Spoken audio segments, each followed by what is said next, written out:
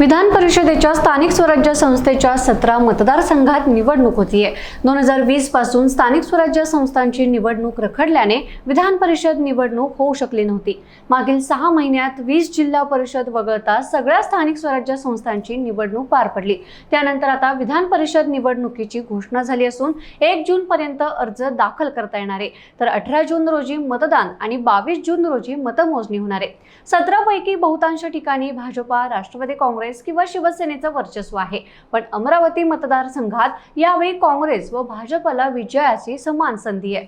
काँग्रेसने ही निवडणूक प्रतिष्ठेची केल्यास ते भाजपचा पराभव करू शकतात, इतकं संख्याबळ जुळवू शकतात। मात्र अद्याप उमेदवार निश्चित झालेला नाहीये। या मतदारसंघातून काँग्रेसकडून माजी मंत्री यशोमती ठाकूर यांच्या नावाची चर्चा आहे, तर भाजपाकडून माजी राज्यमंत्री प्रवीण पोटे व भाजपा शहर जिल्हाध्यक्ष डॉक्टर नितीन धांडे यांची नावं समोर आली आहेत। तेव्हा आता पाहूयात अमरावतीमध्ये नेमकं काय घडतंय, या एका जागेसाठी कुणाकुणाची नावं चर्चेत आहेत, पाहूयात आजच्या या व्हिडिओमधून। पण त्याआधी एक आठवण म्हणून, तुम्ही जर अजूनही चॅनलला सबस्क्राइब केलं नसेल तर लगेच करा। नमस्कार, मी आरती आणि तुम्ही पाहताय बखर लाईव्ह।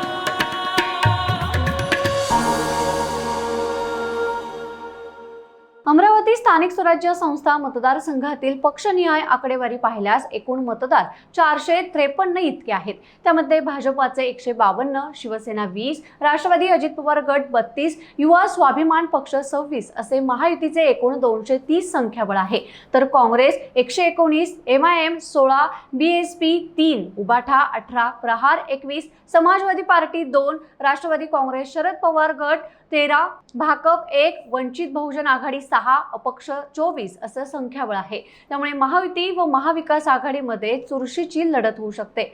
अमरावती विधान परिषद मतदारसंघाचा इतिहास पाहायला गेलं तर हा मतदारसंघ गेल्या अनेक वर्षांपासून भाजपाचा बालेकिल्ला राहिलाय।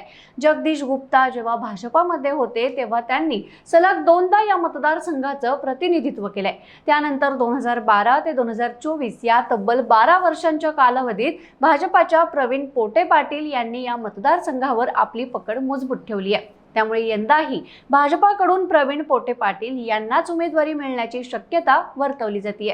पक्षांतर्गत पातळीवरही त्यांचं नाव जवळपास निश्चित मानलं जात असल्याची चर्चा आहे। भाजपा शहर जिल्हाध्यक्ष डॉक्टर नितीन धांडे यांचंही नाव आता समोर येते। दरम्यान भाजपा समोर युवा स्वाभिमान पक्षाचं आव्हान आहे। या पक्षाचे आमदार रवी राणा यांनी भाजपाने प्रवीण पोटे यांना उमेदवारी दिल्यास आपण स्वतंत्र उमेदवार रिंगणात आणू अशी भूमिका घेतली आहे। त्यांनी भाजपाने डॉक्टर नितीन धांडे यांना उमेदवारी द्यावी असा आग्रह केला असून त्यास भाजपच्या नेत्या माजी खासदार नवनीत राणा यांचं समर्थन आहे। यामुळे भाजपामध्ये अस्वस्थता आहे। तर दुसरीकडे महाविकास आघाडीकडून सध्या तरी माजी मंत्री यशोमती ठाकूर यांच्या नावाची चर्चा आहे। त्याशिवाय महाविकास आघाडीच्या बाजूने काँग्रेसकडून अनिल अग्रवाल यांचंही नाव पुढे येतंय। काही दिवसांपूर्वीच त्यांची अमरावती महानगरपालिकेत स्वीकृत नगरसेवक म्हणून नियुक्ती करण्यात आली आहे। त्यांनी मागील काही वर्षांपासून विधान परिषद निवडणुकीची देखील तयारी सुरू ठेवली आहे। दरम्यान शिवसेनेने या जागेसाठी दावा ठोकल्याने भाजपासमोर आणखी पेच निर्माण झालाय।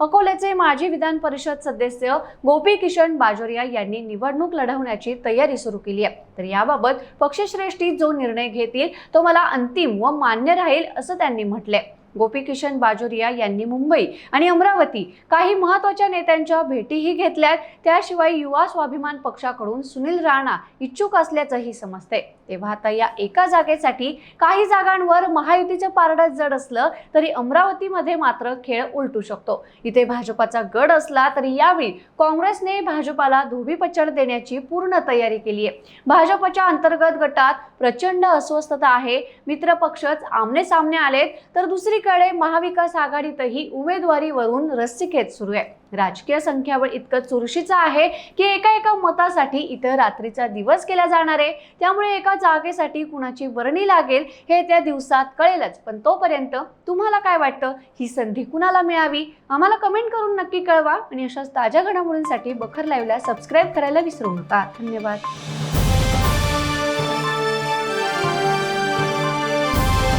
समाजकारण, प्रशासन आणि राजकारणातल्या अचूक विश्लेषणासाठी बखर लाईव्हच्या सोशल मीडिया प्लॅटफॉर्म्सना लाईक, फॉलो आणि सबस्क्राईब करा।